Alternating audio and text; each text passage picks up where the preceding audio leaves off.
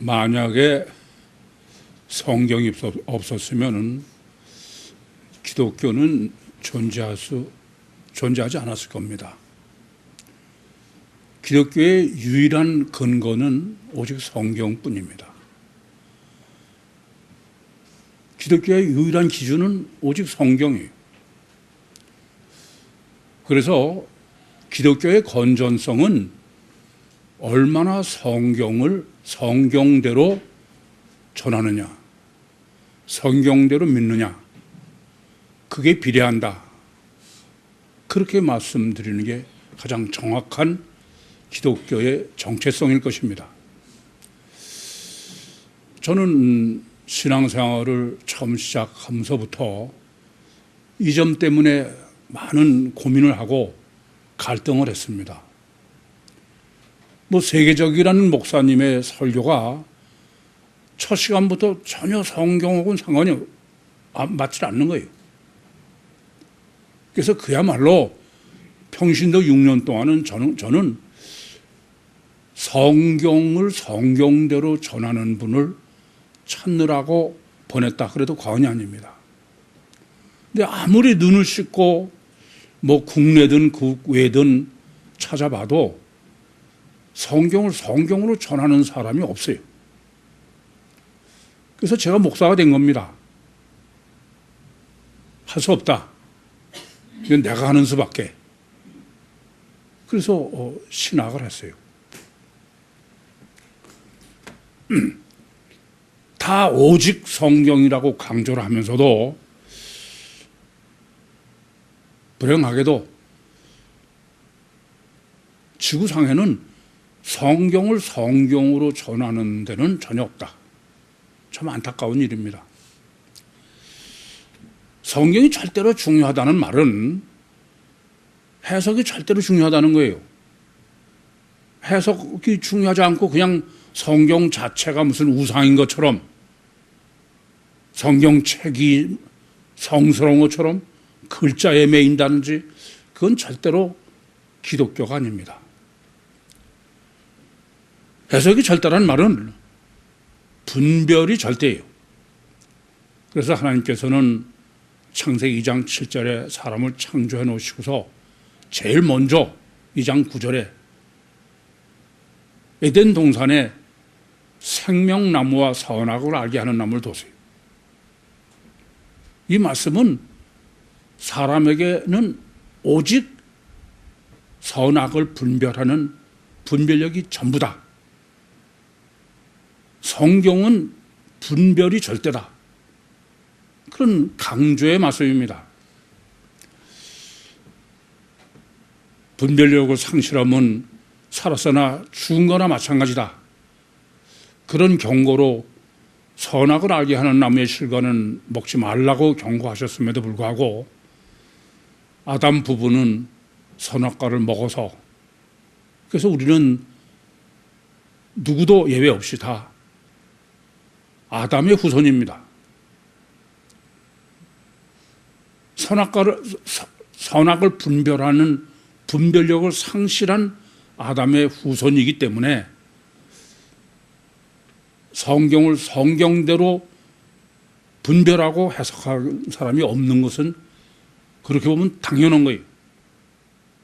누가복음 4장 6절의 말씀처럼 이 세상은 마귀가 지배하고 있다는 것이 성경적 증거입니다. 이렇게 성경이 절대고 분별력이 절대다. 그러면 하나 더 분별해야 될 문제는 구원론이 절대다 이겁니다. 하나님이 천지를 창조하신 목적도 우리를 구원하시기 위함이에요. 디모데전서 2장 4절 말씀처럼 하나님은 모든 사람이 구원을 받고 진리를 아는 데 이르기를 원하세요. 예수님께서 육신을 입고 이 땅에 오신 것도 요한복음 3장 16절에 말씀하신 것처럼 하나님이 세상을 이처럼 사랑하사 독생자를 주셨으니 이는 저를 믿는 자마다 멸망치 않고 영생을 얻게 하려 하심이니라. 오직 하나, 구원이 절대다, 그런 말씀입니다. 그래서 인간은 본능적으로 구원이 절대이도록 설계해 놓으셨기 때문에 구원이 절대가 아닌 사람은 없는 거예요. 따라서 구원론이 절대일 수밖에 없습니다. 얼마나 인간이 구원론이 절대로 여기느냐. 저는 구원파를 보면 그래요. 구원파의 구원론이라는 건 그건 전혀 말도 되지 않는 그야말로 우스갯소리입니다. 그럼에도 불구하고 구원이 절대라는 구원파는 엄청 많은 사람이 몰려 있는 거예요. 그것이 증거하는 것은 아무리 딴소리를 해봐도 인간은 구원이 절대일 수밖에 없는 게 인간이다. 이 세상에는 이렇게 구원이 절대임에도 불구하고 실제적 구원이 아닌 그러면서 구원을 파는 교회라는 교회는 엄청 부흥을 해요. 그런 교회가 아니면 또 하나는 어느 목사처럼 구원은 기본이고 구원은 별거 아니다 이게요. 그 둘밖에 없어. 진짜 구원이 절대인 교회는 없다 이게. 베드로전서 3장 20절에 성경이 계시하는 것은 노아의 방주로 말미암아 구원받은 사람은 겨우 8명이라는 거예요. 이렇게 구원받기가 어렵다. 그 말은 성경적인 구원론을 정립하는 문제가 절대라는 의미입니다. 그럼에도 불구하고 아무리 눈을 씻고 봐도 지구상에는 성경적 구원론을 정립한 사람은 없어요. 이건 믿겨지지 않을 만큼 현실이 그렇습니다.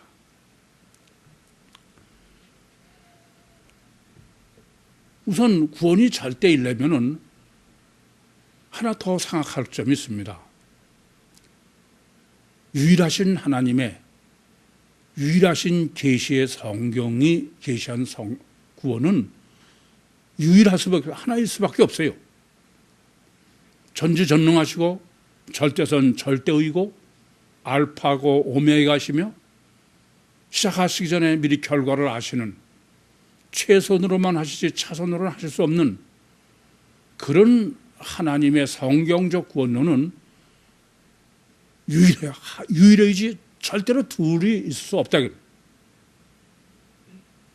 그런데 제가 지금까지 복음을 전하면서 세미나를 하면서 구원론을 물어보면 너무 많아. 어떻게 하면 구원받냐? 예수 믿으면요, 영접하면요, 세례 받으면요, 선하게 살면요, 뭐 별의별 소리가 다 있어요. 참 어처구니가 없는 일입니다. 성경이 계시하는 유일한 구원론은 율신의 유일한 성경의 계시의 절대적 구원론은 요한복음 3장 5절에요. 사람이 물과 성령으로 나지 않으면 하나님 나라에 갈 수 없다. 그래서 제가 영성 세미나를 인도하면서도 당신이 만약에 신학을 할 사람이라면 더군다나 창세기 1장 1절부터 계시록 22장 21절까지 전 성경을 통해서 전부 구원론을 빼라. 다 뽑아놓고 어떤 게 절대인지 유일한 구원론을 구별해라. 정립해라.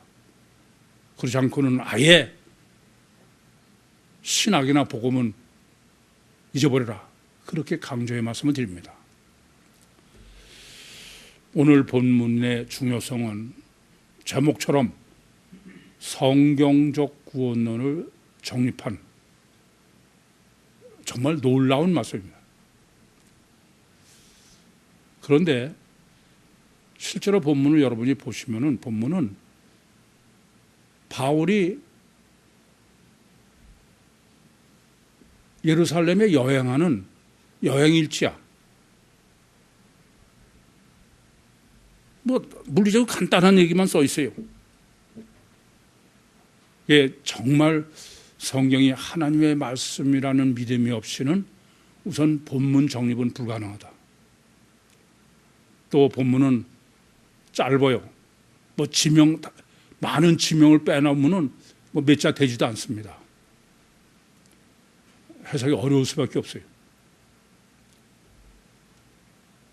그러나 본문은 구유복음의 완성이다.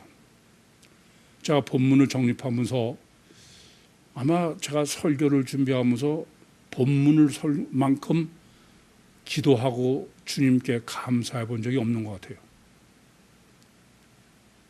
본문은 성령 역사 없이는 절대로 이거는 정립하기 불가능하다. 여러분도 코일하면서 본문 가지고 마음이 고민하셨을 거예요. 정말 성령의 역사하시고 하나님이 함께 하시지 않으면 성경 해석이나 정립은 불가능하다.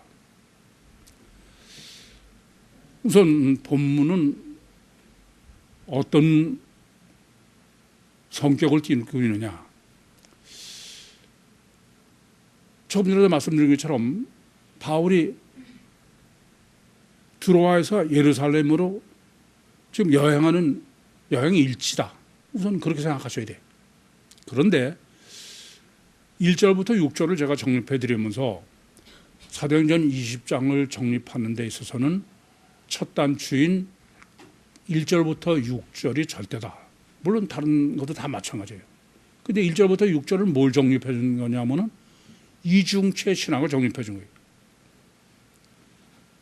그래서 사도행전 이후도 물론 이거지만 본문도 이중체 신학이 전제되기 전에는 본문 해석은 불가능하다. 두 번째는 7절부터 12절에 유두고를 구원하는 거예요. 그걸 전제로 지금 본문을 해석해야 된다. 그러니까 이 둘로 본문을 해석하고도 또 뭘 생각하셔야 되냐면은 본문은 이후에 바울이 드로아에서 예루살렘으로 여행하는 전체의 또 서론이에요. 이게 본문을 올바로 정립하시지 못하면 이후에 바울이 예루살렘으로 여행하는 것에 대한 해석을 잘못한다는 얘기예요. 이런 점을 첫째 염두에 두셔야 됩니다. 두 번째는 지금 바로 목적이 뭐냐면은 바울의 여행의 목적은 오순절 안에 예루살렘에 도착하는 거예요. 이게 첫째 오순절 안에 시간성을 강조하고 있습니다. 사도행전 20장은 제가 이미 1절부터 6절을 정립하는 데 이러면서 강조하는 것을 말씀드렸습니다만은 시간성을 보통 강조하는 게 아니에요. 첫째는 무교절 후에 시간이죠, 여전히. 또 5일 동안 행선했다. 여전히 시간을 강조합니다. 또 7일 동안 드로아에 있었다. 7일이에요. 그리고 7절은 안식 후 첫날 계속 시간입니다. 그리고 오늘 본문도 오순절이에요. 그러니까 사도행전 20장은 시간성에 대해서부터 신학을 정립해야 되는 거예요. 그렇지 않고는 본문 해석이 불가능하다 그런 말입니다. 그러니까 오순절인 건 50일부터 강조한 거예요. 근데 시간성을 성경 해석의 시간성이 가장 어려운데 왜 그러냐? 우리는 물리적 시간에 매여 있는 사람이지만 하나님은 베드로후서 3장 8절의 말씀처럼 하루가 천년 같고 천년이 하루 같은 분이야. 하나님은 영원한 과거도 현재요. 현재도 현재요. 영원한 미래도 현재다. 그것이 시간성을 가지고 있는 우리 입장에서는 하나님의 이러한 시간성을 제대로 이해하기 어려운 거예요. 이건 해석을 잘못하는 거죠. 오늘 본문은 특별히 그러합니다. 그러니까 오늘 본문은 지금 오순절 문제인데 오순절은 안식일이죠. 7번 한 다음에 오순절 아닙니까? 그러면 하나님의 시간성으로 생각하면 이래요. 안식일은 하루예요. 오순절은 며칠입니까? 50일입니다. 우리는 안식일은 하루고 오순절은 50일이지만 하나님 입장에서는 똑같아요. 이해돼요? 하루나 50일이나 마찬가지로 신년은 50년이에요. 그렇죠? 그런데 오순절은 며칠이에요? 5일이에요. 그러면 신년이나 오순절이나 하나님은 같아요. 무슨 말인지 이해되십니까? 또 안식일은 1년 하루고 안식년은 1년이에요. 우리는 하루와 1년이지만 하나님 입장에서는 안식일이나 안식년이나 같다. 이해됩니까? 이걸 전제로 생각하셔야 되고 그걸 전제해야만 본문은 정립할 수 있어요. 그래서 아까도 성령의 역사 없이는 본문은 정립이 불가능하다 그런 말씀을 드렸습니다. 세 번째는 여전히 시간의 문제예요. 바울이 오순절 안에 예루살렘에 도착을 하기 위해서 그래서 상당히 서두른다는 거예요. 뭐 지금 16절에 에베소를 패스했다고 해요. 왜 패스했냐면은 빨리 예루살렘에 도착하려고. 스퓨도라는 단어인데 급히 가기 위해서 그렇게 느긋해서는 안 되기 때문에 이제 그렇게 보시면은 본문에 뭐 기호도 하루 또 사모도 하루 빌레도도 하루 이렇게 전부 하루 이튿날 이렇게 강조해요. 그러면 1차적으로 어떻게 해석해야 됩니까? 지금 서두르고 빨리 가야 되는 강조법이다. 기호에 가서 뭐 며칠 쉬었다 가고 그게 아니라 그냥 지내치고 막 이런 얘기는 첫 번째로 시간성에 대해서 굉장히 조급하게 서두르는 급함 이런 거지 슬로우 느긋하게 그런 게 아니다. 먼저 본문의 계시를 그렇게 보셔야 정상이죠. 그래서 에베소를 패스한 거나 세 군데를 그냥 그 이튿날 이렇게 하는 거는 흔히 조급하게 시간성을 강조하고 있다. 그런데 이런 해석에 문제가 있습니다. 본문은 제가 성경 해석의 또 가장 중요한 것 중에 하나가 모순의 강조법이다 그랬어요. 모순의 강조법을 모르시면 성경 해석은 불가능합니다. 지난번에 3절을 해석할 때도 그 유대인들이 바울을 해코자 하기 때문에 그래서 제자들은 먼저 배로 가고 그리고 바울은 마게도냐로 갔다. 그것이 틀렸다고 그랬죠. 왜요? 그건 모순이에요. 왜냐하면 안전한 건 배로 가는 거지 보내놓고선 마게도냐로 갔다는 거는. 왜 이렇게 모순된 계시를 하냐면 그 목적은 제자들은 먼저 들어와야 반드시 도착해야 되고 먼저 가야 되고 그것이 5절이고 바울은 나중에 가야 된다. 왜 그러냐면 제자들로 계시하는 것은 구약이고 바울로 계시하는 것은 신약이기 때문에 그렇다. 이러한 모순 강조법을 모르시면 성경 해석이 불가능한 거예요. 그것처럼 본문도 모순 강조법을 모르시면 해석이 불가능합니다. 어떤 것이 모순이냐? 지금 이렇게 서두르는 것으로 봐서는 안 맞는 게 있어요. 지금 바울이 드로아에서 아소를 도보로 갔다는 거예요. 그럼 도보로 갔는데 그냥 도보로 갔더니 제자들보다 먼저 아소에 바울이 도착했다 그럼 모르겠는데 제자들이 먼저 가가지고 바울을 기다리고 있잖아요. 이것은 스퓨도라고 지금 서두르고 그러는 것을 이렇게 서두르는 거 급한 거로만 해석해서는 모순이 된다 얘기입니다. 또 16절에 급히 가느라고 그래서 에베소를 들리지 않았다고 그랬어요. 그런데 17절 한번 보겠습니다.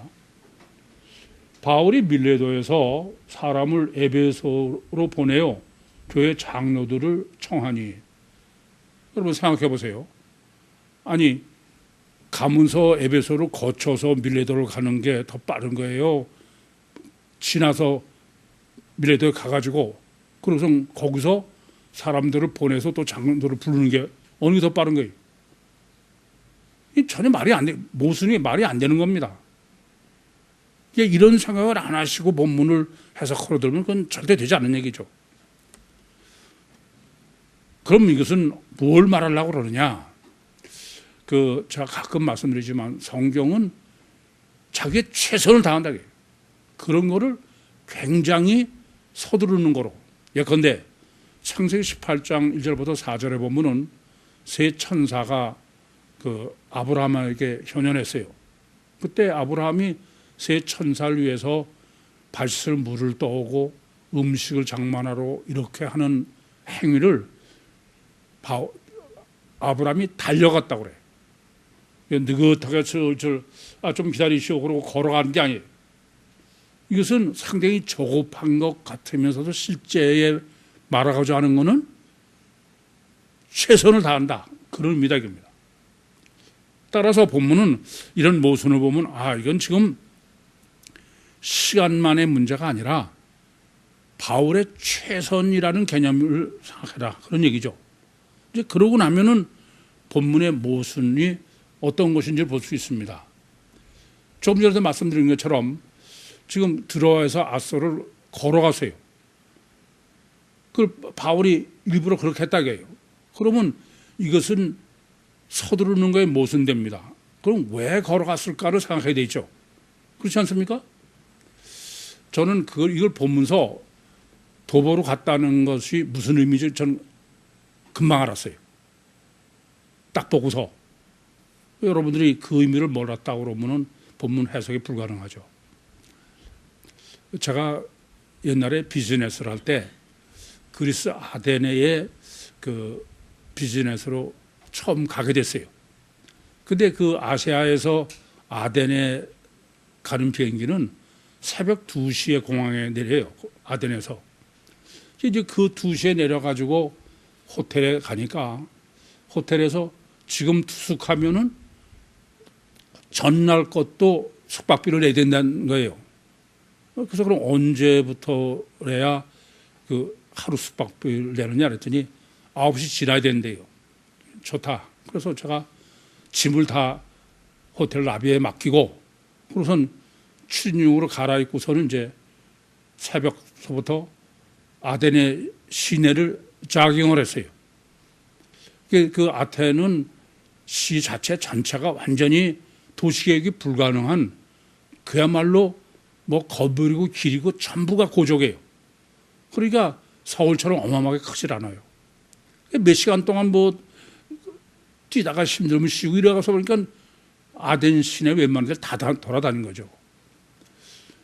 낮에 비즈니스 파트너를 만났더니 이제 거기는 관광지로 유명한 데니까 먼저 저를 아덴 시내를 관광을 시켜줬어요. 근데 몇 번 이렇게 가더니 그 친구가 저한테 그래요. 너 아덴에 처음 온다고 그런 게 맞냐 이게요. 그렇다. 그랬더니 이상하대. 왜 이상했더니 너는 아덴을 너무 잘 안다는 거예요. 그래서 어디 이렇게 차 대면은 제가 먼저 볼 때 걸어가니까. 왜 그래요? 걸어 다니면 이게 차 타고 씩 지나가서 보는 거고 전혀 틀려. 걸어 다니면서 보는 거는 그렇습니다. 지금 본문의 강조법은 정확하게 실제로 하나하나를 놓치지 말고 그래서 아소라는 것을 2번 지금 아소로에 먼저 가고 또 바울이 아소로 2번씩 강조하는데 아소라는 말의 뜻 자체가 확실이야. 확실. 다르게 말씀을 드리면은 수박 겉핥기로 보면 안 된다. 당연하죠. 성경이 하나님의 말씀인데 수박 겉핥기면 되겠어요? 그렇게 하나하나 정확하게 보라는 얘기예요. 그게 지금 현 본문에서의 바울의 스피우도 서둘렀다는 것에 바울의 최선을 다했다는 의미다. 그런 말씀입니다. 그러고 보면 이제 본문 해석이 달라져요. 제일 첫 번째는 지금 본문의 첫 단추가 우리예요. 우리 번역도 우리입니다. 그러면 다른 데 같으면 우리가 별로 중요하지 않아요. 무슨 우리 많이 쓰는 건데. 근데 첫 단추를 우리로 해놓은 거야. 두 번째는 어디 일일 매부리를 이렇게 한 거야. 그러면 이건 서두르는 의미가 아니라면은 서두르는 것 같으면 그거 안 쓰면 되는데. 그렇죠? 그건 왜일까? 그건 하나씩 또박또박 더군다나 세 군데는 섬이에요. 그러니까 독립적으로 또박또박 정립하라. 그런 얘기죠. 더군다나 첫 번째 기록되어 있는 뭡니까?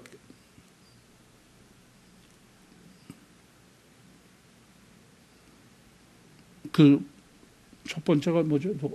아서 말고, 예? 그게 뱀이야, 뱀. 뱀은 지혜의 의미죠. 분별입니다. 예수님께서 마태복음 10장 16절에 뱀같이 지혜롭고, 그렇죠? 비둘기처럼 순결해라. 이 지혜, 분별, 이걸 강조한 게 본문입니다. 그러니까 지금 하루를 3번 한 것은 서두르는 게 아니라 셋으로 또박또박 따로따로 독립적으로 정리해라. 그런 의미가 됩니다. 그럼 무슨 얘기가 왜 그러냐? 본문은 지금 오순절이에요. 근데 오순절을 정립하려면은 오순절은 안식일을 정립해야죠. 일곱 안식일 다음에 하루 동안에 오순절 아닙니까? 그럼 안식일하고 오순절, 그러면 둘이지 셋이 아니에요. 그렇게 해서는 정립할 수 없어. 그러니까는 오순절을 3단계로 따로따로 독립적으로 정립해라. 그런 의미다. 그런 말씀이에요. 물론 이것도 성령의 역사가 아니고서는 정확하게 본문의 의도를 알 수 없어요. 그건 이제 3단계를 정립하면서 더 생각해 볼 문제입니다. 그럼 이제 첫 단추인 우리부터 고민해야 됩니다. 이 우리는 우리가 뭡니까? 우리는 4절에 바울이 아시아에 자기와 동행하는 제자들을 열거했어요. 몇 명? 7명입니다. 그것을 매 사람의 이름을 다 기록하는 것은 7을 보통 강조한 게 아니다. 그래서 이미 정립해드린 대로 1절부터 6절 정립할 때 7이 절대다. 아시겠죠? 그러니까 안식일도 7일이고 전부 7일 아닙니까? 두 번째는 7만 절대가 아니라 전부 2사람씩 짝을 지은 거야. 이렇게 2사람 짝을 지으려면은 7사람이면 하나가 안 맞잖아요. 둘을 짝지는 게 둘이 절대면은 짝수로 하면 되는데 7홀수로 해서 안 맞으니까 3사람은 짝으로 해놓고 나머지 1사람 안 맞는 거는 아부적을 짝을 지어놓은 거예요. 이 말은 7도 절대고 이미 정립해 드렸죠? 2도 절대다 이겁니다. 근데 하나 더 문제가 있어요. 그게 오늘 본문의 핵심입니다. 그건 뭐냐면은 이렇게 2도 절대고 7도 절대다. 그러면 어떻게 쓰면 되냐 하면은 둘은 그냥 짝을 지어놓고 나머지 하나는 요한복음 11장처럼 쌍둥이다. 그러면 돼. 아니 요한복음 11장에 도마를 디드모인 도마, 그거는 쌍둥이 도마라고 그러는 거 아닙니까? 그것을 제가 어떻게 해석했어요? 그는 이중체를 강조하는 거다. 그러니까 7에도 완벽하고 이중체도 완벽하려면은 그 한 명은 쌍둥이로 설정하면 돼. 그런데 쌍둥이로 설정하냐고 한 거 아버지로 한 거야. 그래서 무슨 문제가 생겼냐면은 7 더하기 하나야. 실제로는 7이고 하나는 안 가는 거예요. 근데도 8을 해놓은 거야. 이해됩니까? 그러니까 그 우리의 강조법으로 정립해야 될 문제는 첫째는 뭐요? 7이 절대다. 두 번째는 둘은 이중체가 절대다. 세 번째는 7 더하기 1이에요. 그 1이 비밀이야. 그게 문제야. 그래서 오늘 본문도 이제 그렇게 보시고 본문을 보시면 본문도 도시나 섬이 7개입니다. 그러니까 아소에서부터 예루살렘까지가 7이야. 근데 하나가 더 있어. 아세아가 있는 거야. 여전히 7 플러스 하나. 7은 여러분이 잘 아니까 뭐 간단한데 요 하나의 비밀이 문제인 거예요. 이 본문은 아까도 말씀드렸지만 바울이 오순절에 예루살렘에 도착을 해야 돼. 그러니까 본문은 오순절 신학과 예루살렘 입성 신학 그 두 개를 정립해야 본문을 완벽하게 정립하는 거예요. 그럼 먼저 오순절 신학을 생각해 보겠습니다. 오순절이라는 건 왜 오순절이냐면은 이스라엘이 출애굽을 해가지고 시내산에 가서 하나님의 말씀을 받은 게 출애굽으로부터 50일째 되는 날이다 이거예요. 그래서 오순절이에요. 아시죠? 그런데 이 오순절은 또 하나가 있어요. 겹쳤어요. 또 하나는 뭐냐면요. 맥추절이에요. 추수감사절입니다. 이 오순절은 둘이다. 하나는 시내산에서 하나님의 말씀을 받은 것을 기념하는 것이고 또 하나는 추수감사절이다. 그런데 저는 이 오순절 또 신년도 50년이죠. 그것 때문에 고민하고 갈등하고 그런 지 오래됐어. 왜냐? 성경은 7이 절대입니다. 그러니까 오순절도 안식일 7번이야. 7 곱하기 7이에요. 7 곱하기 7은 7을 강조해도 보통 강조하는 게 아니에요. 또 신년도 7년 곱에 7년이니까. 그러면 이렇게 7이 잘 되면은 49제로 하면 돼. 49년. 근데 왜 거기다가 오순절은 49에다 하루를 더 해놓고 신년은 1년은 더 해라는 얘기예요. 그게 전 납득이 안 되는 거야. 수십 년 됐어요. 이상하다. 왜 하나님이 굳이 오순절로 또 50년을 했을까? 사실은요, 하나님은 제가 볼 때는 어거지로 50년을 만든 거야. 50일을. 출애굽을 해가지고 시내산에 도착한 게 45일 됐을 때요. 그건 출애굽기 16장 1절에 보시면은. 그러면은 말씀을 받은 기념이 그때부터 5일 후라는 거야. 근데 사실 우리가 아는 말씀을 받는 것에 가장 중요한 것은 십계명 돌판이죠. 그래 안 그래요? 그러면 십계명 돌판은 모세가 시내산에 가서 40일 금식하고 받은 거야. 첫 번째 건 또 깨버려서. 그러니까 십계명 실제 돌판은 두 번째예요. 그럼 또 40일 금식한 거야. 그러니까 50일이라는 거는 하나님께서 어거지로 50은 그냥 50일이 아니에요. 안식일이 7번 지난 다음에 하루지. 이해됩니까? 그런 거지 그냥 50일이 아닙니다. 또 안식년이 7번 다음에 1년이야. 그러니까 7을 엄청 강조하고 일을 하나 더 해놓은 거예요. 요 일 비밀 때문에 4절에 우리 너 어떻게 했냐? 7명에다가 하나를 더 해놓은 거야. 7 플러스 1. 이해됩니까? 아까도 말씀드렸지만 7 플러스 1을 안 하고도 7도 완벽하게 이중체도 완벽하게 할 수 있어. 나머지 홀수를 쌍둥이로 하면. 그런데 아버지로 해서 7에다가 하나가 더 있는 거야. 이해되죠? 본문에서 바로 7 플러스 1의 신학을 정립하기 위해서 엄청 강조하신 거예요. 그래서 조금 아까도 본문에도 도시와 섬이 7개고 그다 또 아시아. 왜 그랬을까? 이게 이제 심각한 문제인 거예요. 이게 본문의 핵심이에요. 이 해결이 구유복음의 완성이다. 왜 그러냐? 저는 이것을 그 전에 정립을 못하고 고민하면서도 제가 본문 정립하면 놀랐어요.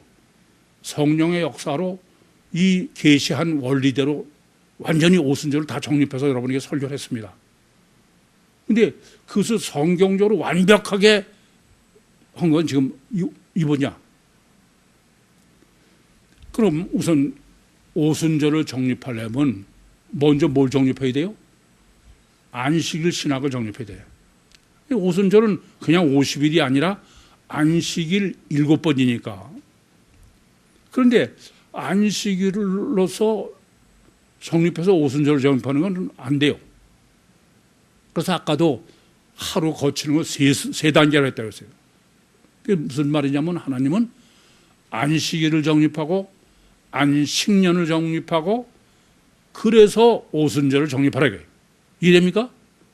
이게 본문에 지금 세 군데를 날마다 거쳐가는 것을 강조하는 실제다.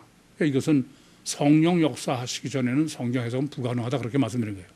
그럼 첫째, 안식일 신학을 정리하겠습니다. 안식일 신학을 지금 본문에 7을 엄청 강조해서 그 말은 천지 창조는 며칠로 정리해라? 7일 창조를 7일 창조로 정리하라 합니다. 이해되시죠? 그 7강조의 의도예요. 첫 번째. 그래서 하나님께서는 하나님의 형상대로 사람을 지으시고 인격체이시기 때문에 하나님과 인격적으로 화목한 자녀로 안식 7, 천국을 완성하시려고. 이게 천지 창조다. 그러기 위해서 하나님은 사람을 육체 우선 이중체로 창조하셨다. 그 지금 본문에서 1절부터 6절이에요. 1절부터 6절이 뭘 정리해 준 거라고요? 육체 우선 이중체예요. 아시겠어요? 그런데 왜 이렇게 하셨냐? 그것은 바로 원죄 구원이야. 천국 완성은 원죄 구원이지 처음부터 그대로 되는 게 아니에요. 그래서 7절부터 12절이 앞에 7절부터 12절은 유두거의 구원이에요. 유두거는 무슨 구원이라고 정립해 드렸어요? 원죄 구원이에요. 이해되십니까? 그래서 이제 지금 본문에서 오순절로 정립하는 첫 단계의 안식일 신학입니다. 두 번째는 안식년 신학이에요. 출애굽기 20장 8절부터 11절에 안식일 계명을 주신 다음에 21장 바로 다음 장 2절에 안식년 계시를 주셨습니다. 그 안식년은 뭐가 안식년이냐면은 히브리 사람들이 노예, 종으로 팔려갔다 이게요.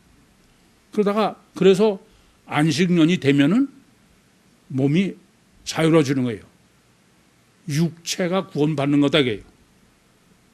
그게 안식년이다 이겁니다. 그건 잘 아시죠? 근데 중요한 문제가 있습니다.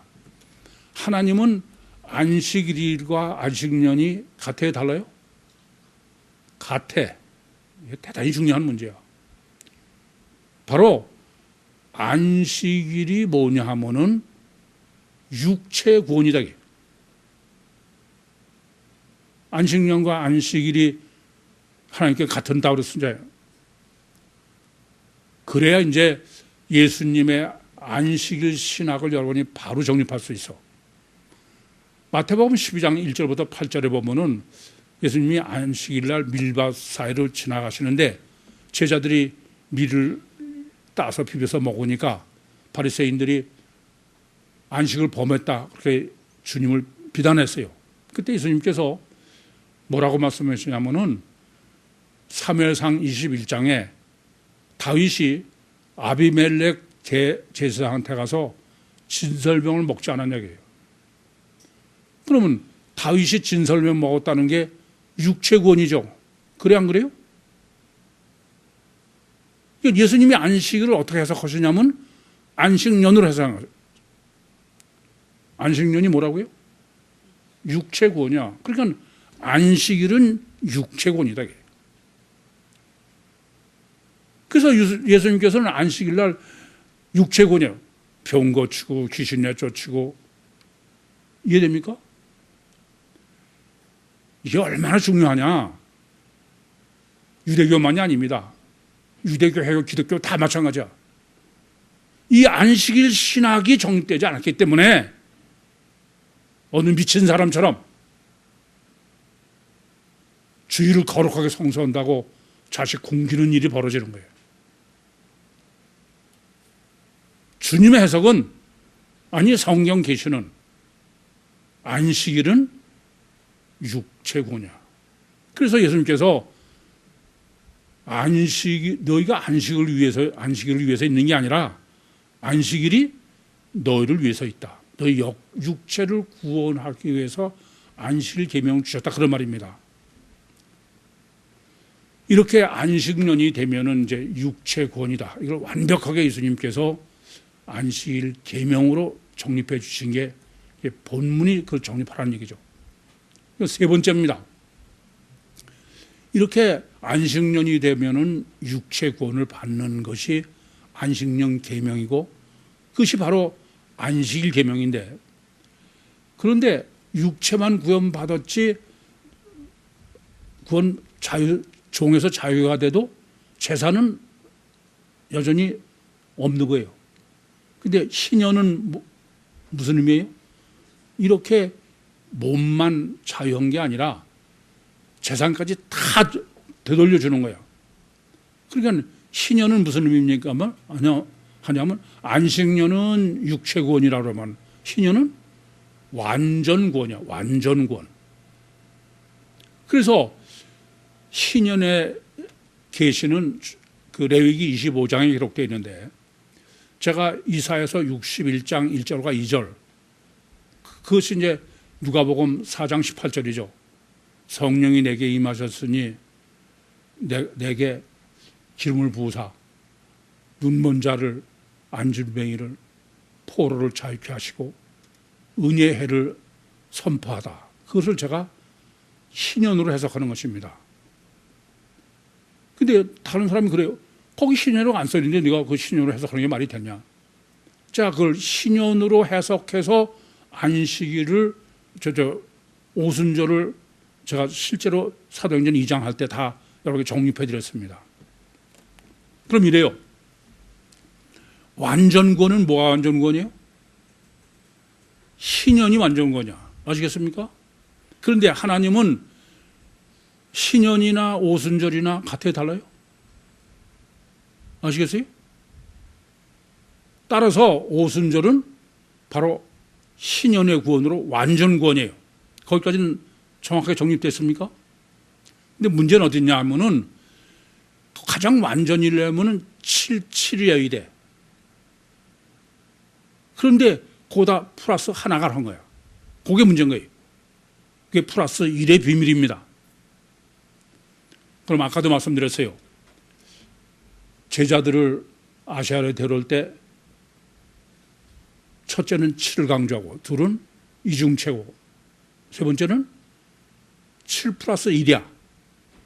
그래서 이 본문에서의 도시도 7 플러스 1이라고 그랬어요. 그건 1의 비밀을 정립하라고 해요. 여쭤볼게요. 이제 여기까지 정립해 드렸으니까 왜 7 플러스 1입니까? 1의 비밀이 뭡니까? 네?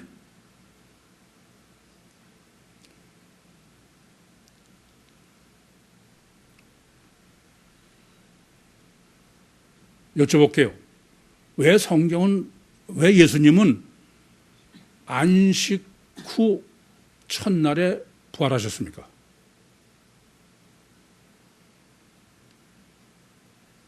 칠 플러스 1이야. 7 플러스 1.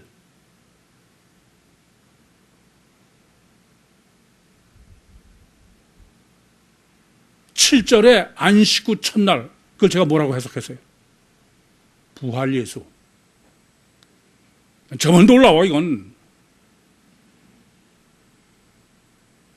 바로 성육신하신 신인 메시아가 십자가에 죽으시고 부활하신 그 부활 예수의 구원이 완전 구원이다.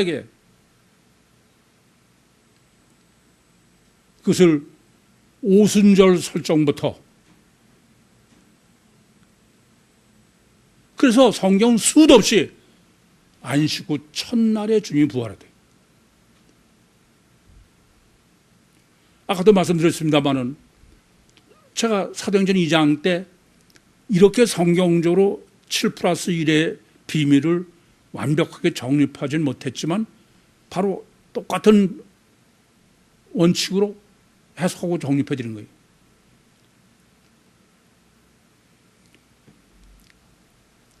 하나님은, 다시 여쭤보겠습니다. 하나님은 1일이나 7일이나, 그렇죠? 1일이나 1년이나, 1일이나 오순절이나, 1일이나 신년이나, 창세기 1장부터 안식일을 설정하실 때부터, 7일 창조 설정하실 때부터 완전 구원은 무슨 구원? 이중체인 신인 메시아가 십자가에 죽으시고 분해돼서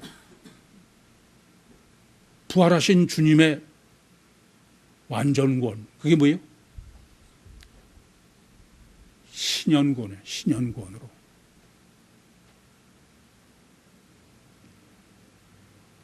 본문을 정립하면서 아까도 말씀드렸지만 정말 주님 앞에, 주님 이렇게 은혜를 베풀어 주십니까?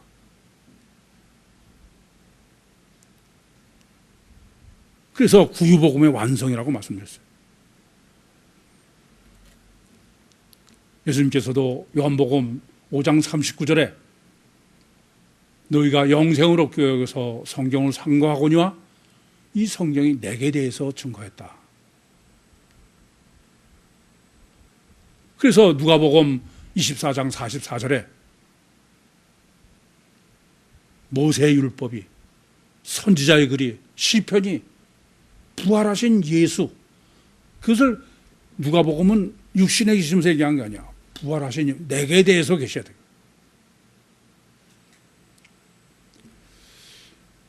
그래서 지금 본문은 아까도 말씀드렸지만 1절부터 6절은 이중체 신학을 정립해 주시고 7절부터 12절은 유두고를 구원을 했어요.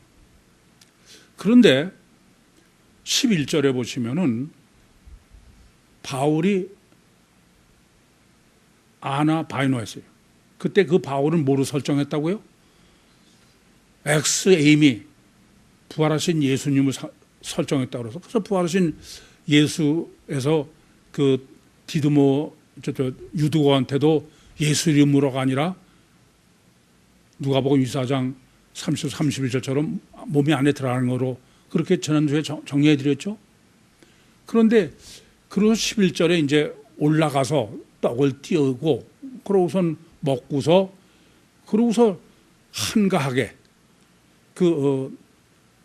잡다 보면서 날이 새도록 기다렸다. 그렇게 정리해 드렸죠. 그게 바로 뭐냐? 그게 보는 바로 오순절 신학이에요. 하루가 천년 가고 천년이 하루 같은 주님이 천지 창조하실 때부터, 그때부터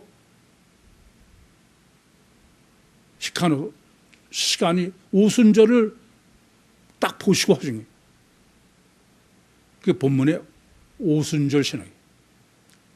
안식일에, 안식년에, 신년에 오순절로.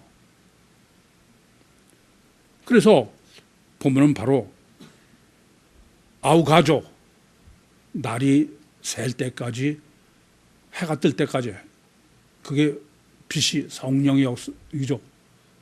오순절 때까지. 그런데 성경적 구원론은, 유신요 성경적인 구원론은 이중체인 신인 메시아가 십자가에서 분해되셔가지고, 그래서 주체인 주님이 일탈하셔. 그래가지고선 승천해. 그래서 하나님 보좌 우편이라는 건 예수 삼일체로 계시다가 분해라고 그랬어요. 강림한 게. 그 분여론을 정립 못하면은 부활하신 실체가 천국에도 계시고 이 짝에도 오고 그게 얘기 안 되죠? 그래서 그 분여론을 정립해야 된다고 그랬습니다. 그게 이제 그 본문에서 말하는 지금 예수님이 부활하셔서 오순절의 구원이다. 그런데 임마누엘이 돼. 임마누엘이 아니면은 주님이 하실 필요가 없다. 그래서 그 임마누엘 신학을 정립해 드렸죠. 그게 바로 뭐냐? 그러니까 오순절의 부활 예수의 완전한 구원은 부활 예수의 완전한 구원은 오순절 신학이에요. 그런데 뭐가 남았냐 하면은 11절에 먹는다. 그 번역된 게 규오마이라고 그래서 그건 맛보는 거지 SDO 배불리 먹는 게 아니다. 그게 바로 뭐냐면은 안에 임마누엘이다. 그런데 꼭 왜 예수님이 임마누엘이 되셨냐 하면은 원죄를 범한 우리 안에 마귀가 있는 안에 들어오시는 건 성령은 안 돼. 그래서 주님이 이 땅에 오셔서 임마누엘 하셔야 된다. 그거를 세족식으로 정립해 드렸죠. 그게 본문에 지금 예루살렘 입성이야. 예루살렘에 들어가는 것이 바울이 예루살렘에 들어가는 것이 먹는 주님을 생명과를 먹는 것의 실제다. 11절에. 왜냐? 이래서 그래요. 이후에 바울이 지금 예루살렘으로 여행해서 가는 걸 보면 자꾸 심령에 매여서 간다는 거야. 가서 어떻게 하려고? 고난당하러 하는 거야, 일부러. 그래, 안 그래요? 결국 가서 어떻게 됐어요? 예루살렘에 들어간 결과는 이방인의 감옥에 갇히는 거예요. 그게 지금 예루살렘 입성의 목적입니다. 이방인의 감옥이 뭐예요? 원죄의 심령 속이야. 원죄의 범한 우리 심령 속에 보혜사 성령으로 들어오시는 생명과를 교마해. 그게 지금 뭐로 하냐면 바울의 예루살렘 입성이에요. 그래서 이걸 모르시면 이후에 바울이 자꾸 이렇게 가는데 사람들은 붙들고 울고 자꾸 그러는 거예요. 그래서 4절에 7사람을 설정할 때 참 놀랍습니다. 나머지 하나를 누구로 했어요? 아버지로 했어. 그러면 한번 다시 생각해 보시오. 아까도 말씀드렸지만 7도 완전하고 또 이중체도 완전하려면은 쌍둥이로 하면 돼. 그 홀수 하나 남은 거를. 두 번째는 아니 친구도 돼요. 누구 친구, 누구 형제. 근데 왜 꼭 아버지로 하냐 이게. 아버지의 의미가 뭐냐? 아버지는 창세기 22장에 아브라함이 이삭을 번제로 드린 다음에 하나님께서 아브라함에게 약속을 하셔. 내 씨가 복의 근원이 된다는 겁니다. 성경은 여자가 우리를 낳았다고 그러잖아. 누가 나요? 아버지가. 아버지의 뜻은 내 생명의 근본이에요. 무슨 말씀이냐면은 바로 부활하신 예수님이 주체고 근본이다. 그걸 아버지로 설정한 거예요. 그래서 7+1의 비밀은 부활하신 예수님이 이중체 신인 메시아의 주체요. 부활하신 예수님이 바로 주체가 영의 실체요. 그 바로 주체인 부활하신 님이 그래야 완전 구원이요. 그분은 바로 영의 실체다 이겁니다. 이게 지금 본문에서 오순절에 사실 오순절 아니네. 지나기 전에 이렇게 되어 있지만 그냥 오순절입니다. 오순절 신학과 예루살렘 입성 신학이에요. 그것이 바로 우리를 완전하게 구원하기 위해서 이중체인 신인 메시아가 십자가에서 분해돼 가지고선 부활하신 주님이 승천하셨다가 보혜사 성령으로 우리 안에 임마누엘 하시는, 이게 유일신, 성경적 유일신 신앙의 완전한 구원론입니다. 그래서 제가 구유복음의 완성이라고 했어. 지금 본문은 이와 같은 성경적이요 유일신의 구원론의 신학을 완벽하게 정립한 게 지금 본문이에요. 11절에 지금 전개라고 그랬죠. 그리고 7절부터 12절에 유두고에 살린 거는 이렇게 완전한 구원의 실제 적용, 그래야 완전하죠. 그러니까 지금 이 세 단락으로 구유복음을 완전히 정립해 준 거예요. 그런데 그로 끝나지 않고 본문의 결론이 뭐냐 하면은 에베소를 패스한 거야. 이게 대단히 중요합니다. 그런데 우선 문제는 이게 하나님의 말씀이 아니면 에베소 패스는 생각할 필요도 없어. 그런데 하나님의 말씀이면 문제가 된 거야. 왜냐하면 이렇게 에베소를 그냥 지나치려면은 생략하면 돼. 안 써놓으면 돼. 그렇지 않습니까? 그럼 뭐까지 꼭 써야 됩니까? 근데 이거를 성경이 계시한 거는 너는 볼 때도 이건 하나님 말씀이라는 게 전제되어야 돼. 아까도 말씀드렸지만 빼놓지 않고 하나 정확하게 이런 얘기예요. 이거는 에베소도 절대로 중요하고 에베소 패스도 절대로 중요하다. 둘이 다 절대 중요한 거지. 만약에 그냥 패스할 것만 하려면 안 쓰면 돼. 이해되시죠? 무슨 말씀인지? 따라서 지금 본문은 결론이 뭐냐면 에베소도 절대고 에베소를 들자 그냥 패스하는 것도 절대인 둘 양립의 신학을 정립하라 이겁니다. 그럼 에베소 패스는 왜 패스냐? 이것은 지금 본문이 정립해 주고 있는 이 구원론은 개인교회다. 개인교회. 에베소는 무슨 교회예요? 집단교회예요. 본문은 강조하는 거예요. 이건 개인교회이지 집단교회가 아니다. 다르게 말씀드리면 개인교회는 마태복음 16장 13절부터 20절에 예수님께서 베드로에게 이 반석에 내 교회를 세운다. 음부의 권세가 이기지 못한다. 천국 열쇠를 주겠다. 그러셨어요. 근데 요한복음 20장 19절부터 23절에 오늘 본문대로 바로 부활하신 주님입니다. 부활하신 주님이 제자를 향해서 숨을 내쉬면서 성령 받아라 그랬어요. 그럼 이제 둘이 완벽하게 이해가 됩니까? 정리됩니까? 이렇게 성령 받아라. 그게 부활 예수의 완전 구원이야. 근데 그렇게 성령 받아라의 완전 오순절 구원이 뭐냐면 사도행전 2장 1절부터 4절이에요. 그러니까 이것은 본문은 이와 같이 개인교회의 완전 구원론입니다. 이해되십니까? 다르게 말씀드리면 본문은 집단교회가 아니다. 이건 개인교회다. 이겁니다. 그런데 조금 전에도 말씀드린 것지만은 에베소를 패스하는 것은 개인교회인데 또 에베소가 반드시 절대로 중요하기 때문에 그랬다 그랬어요.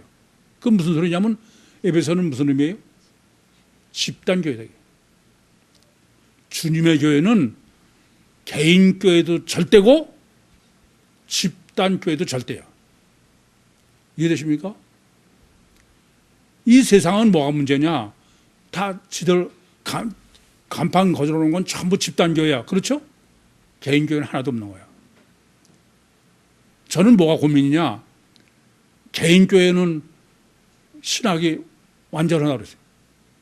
유튜브로도. 개인교회는 완전한데 주님의 교회는 개인교회도 완전해야 되고 뭐도 완전해야 돼요? 집단교회도 완전해야 돼요. 그래서 어떻게 하면 집단교회를 세우나 그게 제가 고민이에요. 자, 오늘 설교 제목을 성경적 구원론을 정립하라 했습니다. 성경적 구원론은 본문은 부활 구원이지 십자가 구원이 아니야. 본문의 강조는 아시겠어요? 하나님 미리 다 보시는 거야. 전 세계가 십자가 구원일 거를. 절대로 성경적 구원은 부활 예수 구원이지 십자가 예수 구원이 아니다. 두 번째는 성경적 구원은 원죄 구원이지 자범죄 구원이 아니다 이겁니다. 이중체는 원죄 구원을 하면 이중체라 이래요. 단일체는 자범죄 이상을 할 수가 없어. 자범죄가 아니다 이겁니다. 세 번째는 보혜사 임마누엘 구원이지 아버지 성령 임마누엘 구원이 아니다 이겁니다.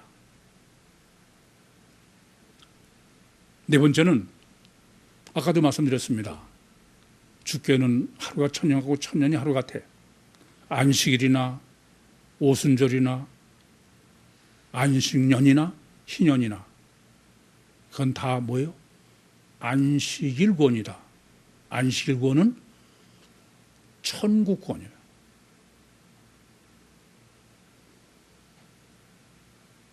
성경적 구원은 첫째 부활 예수 구원이요, 두 번째 원죄 구원이요, 세 번째 보혜사 성령의 임마누엘 구원이요, 네 번째는 천국 구원이다.